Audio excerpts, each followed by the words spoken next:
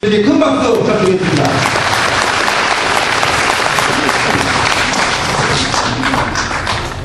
이렇게 비도 내리고 바람도 부는데 이렇게 많이 왕림해 주셔서 대단 특히 이 인천은 백령도하고 배평도 있고 해서 이 백령도 거리에서 일어난 일이 아주 실감 있게 느껴지실 것이라고 생각을 합니다. 이 사건이 왜 이렇게 큰 사건이냐 하면은 사람이 죽은 사건이기 때문입니다. 만약 죽은 사람이 한 사람도 없고 다친 사람만 한 100명이 있었다고 하면은 이 사건은 이렇게 커지지가 않습니다. 이 세상에서 일어나는 사건 중에서 제일 큰 사건은 살인사건입니다. 사람이 사람을 죽이는 사건이 제일 큽니다. 왜냐? 그 무엇보다도 바꿀 수 없는 생명이 사라지기 때문입니다. 그래서 신문에 보면은 살인사건이 항상 머리 기사에 오릅니다. 죽은 사람이 대통령이면은 일면 톱으로 올라갑니다. 작년 이맘때 전직 대통령이 뛰어내려서 자살을 하니까 또 큰 기사가 되었습니다. 8월 달에는 전직 대통령이 죽으니까 또 큰 기사가 돼서 작년은 온통 이 장례식으로 한 해를 보낸 느낌이 들었습니다. 근데 46명의 이 젊은이들이 지금 원혼이 되었습니다. 왜 원혼이라고 하느냐? 이 천안함 수병 46명은 지금 이렇게 묻고 있을 것입니다. 특히 대통령한테. 왜냐? 대통령이 군 통수권자고 직속 상관이니까 대통령 각하 우리는 왜 죽었습니까? 라고 묻고 있을 것입니다. 대통령 각하 우리는 왜 죽었습니까? 여기에 이명박 대통령이 지금까지 뭐라고 대답을 했습니까? 북한에 특이 동향 없다. 북한 개입 증거 없다라고 대답을 했습니다. 그러니까 이 46명의 원혼들은 지금 이 순간에도 바로 장례식을 이틀 앞두고 묻고 있을 것입니다. 대통령 각하 우리는 왜 죽었습니까? 아니 왜 죽었는지 알아야 편히 쉬는 거 아닙니까? 여기에 대답을 해야 될 의무를 가진 이명박 대통령과 청와대 사람 그리고 군 지휘부가 지금까지도 북의 북자도 꺼내지 않고 있으니까 화가 나서 이런 집회가 있고 그래서 집에 있으면은 텔레비전만 보면은 화가 나서 화병 걸려가지고 죽을 지경인데 이런 자리가 있으니까 일부러 오신다는 분도 계십니다. 대통령 각하 우리는 왜 죽었습니까?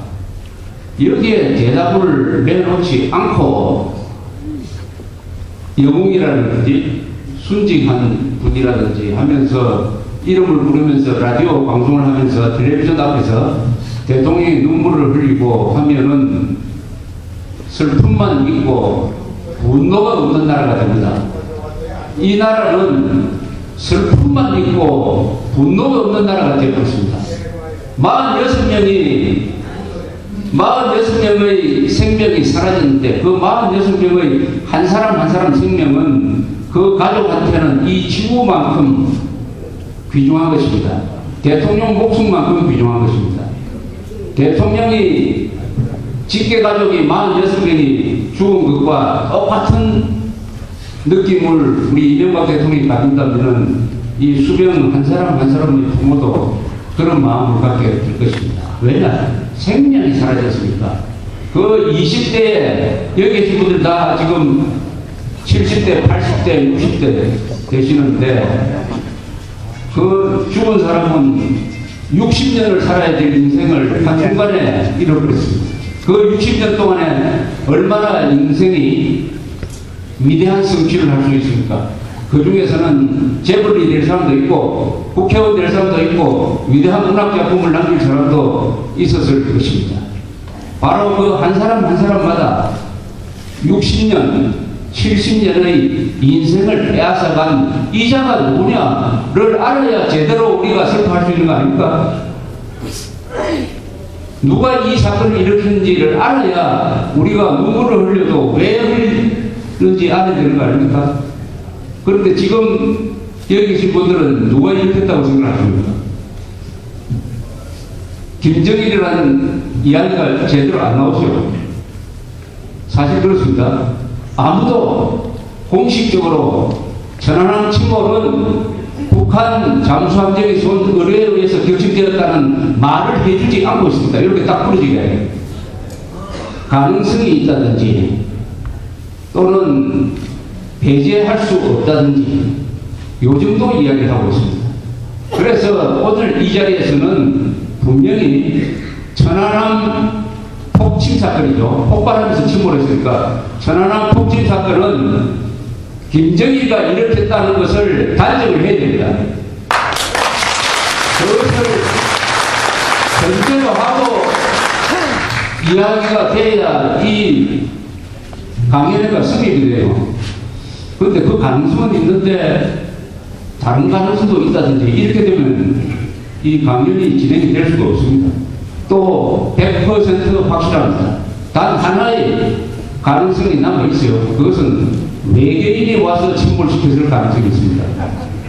외계인이 우리가 모르는 위대한 힘을 가진 외계인이 우리도 모르는 사이에 물 밑으로 들어와서 침몰시킨 것이 아니라면은 천안함 폭침 사건은 민족 반역자 김정일이가 한 것입니다.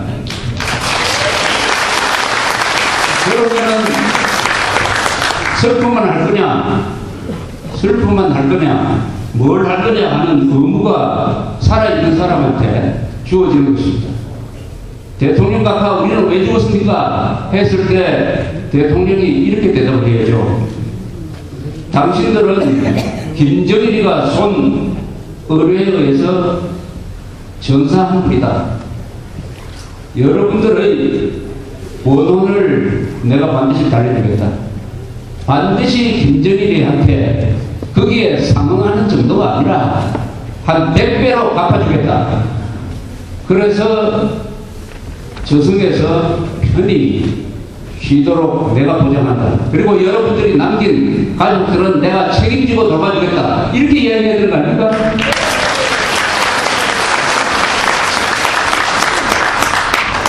이 사건은 아무도 듣고 넘어갈 수가 없어요.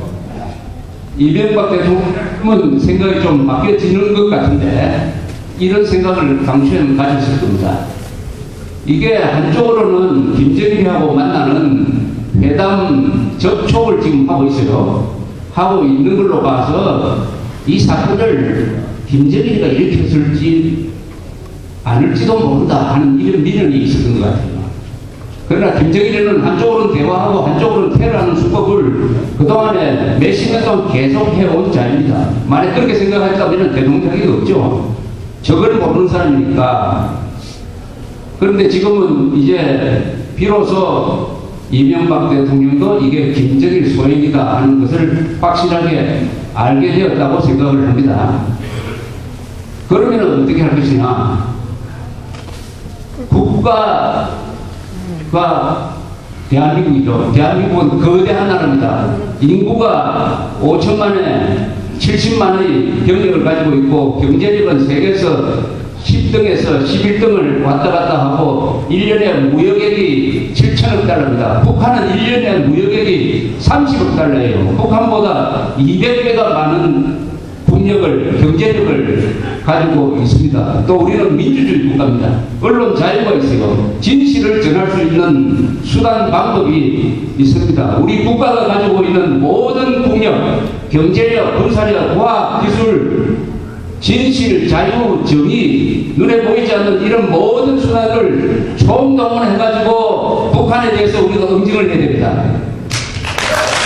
국력을 총동원해야 됩니다. 국력을 총동원해가지고 민간도 군인도 같은 뜻을 모아가지고 그런 결말은 뭐냐? 김정일을 끝장내야죠. 김정일을 죽여야 된다. 김정일을 죽여야 된다고 하면 무슨 방법이 있느냐 이렇게 묻는 사람이 있어요. 방법이 왜 없습니까? 방법이 왜 없습니까? 안 썼을 뿐이지. 안 썼을 뿐이지. 우리가 이스라엘의 10분의 1만 되는 용기가 있었으면 김일성, 김정일은 벌써 한 5번 죽었을 겁니다.